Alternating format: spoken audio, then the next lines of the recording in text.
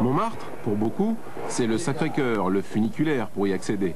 Depuis 3 ans, la nouveauté, c'est la moto qui permet de grimper les célèbres marches, avec un trial qui se déroule sur la butte. Voici le futur vainqueur, Amos Bilbao, l'Espagnol. Mais en trial, pour progresser, il faut savoir échouer.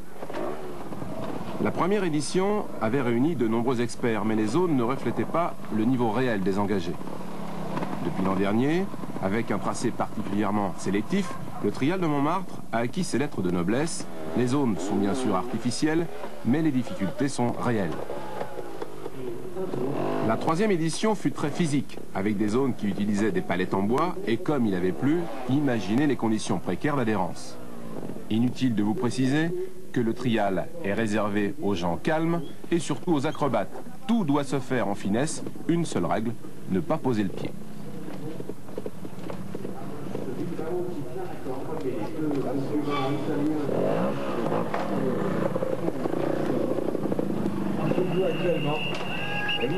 Les palettes glissantes n'avaient rien à envier aux pavés mouillés. Malgré cela, les rois de l'équilibre parvenaient à placer leur machine pour choisir la bonne trajectoire. Horst Hoffmann, l'Allemand.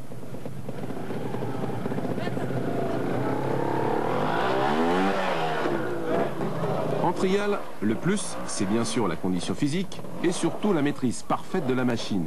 Pour ce faire, il faut associer à cela des pneus aux gommes performantes pour passer la puissance des moteurs monocylindres de temps.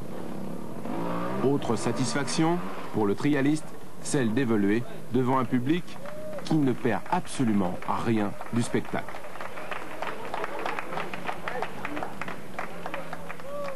Malgré une météo qui ne l'avantageait pas, le 3e trial de Montmartre fut un succès. Et la suprématie italienne a été stoppée net cette année. Ni Donato Miglio, ici en action, ni Diego Bossiz n'ont pu aller chercher l'Espagnol Amos Bilbao, qui décrochait du même coup sa première grande victoire internationale au guidon de la Gaz-Gaz, la moto espagnole à refroidissement liquide. Sur pavé glissant et palette humide, le jeune Espagnol a laissé exploser son talent.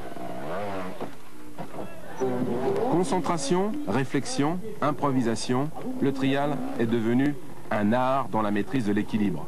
Ce sera la dernière action avec l'Allemand Horst Hoffmann. Encore lui.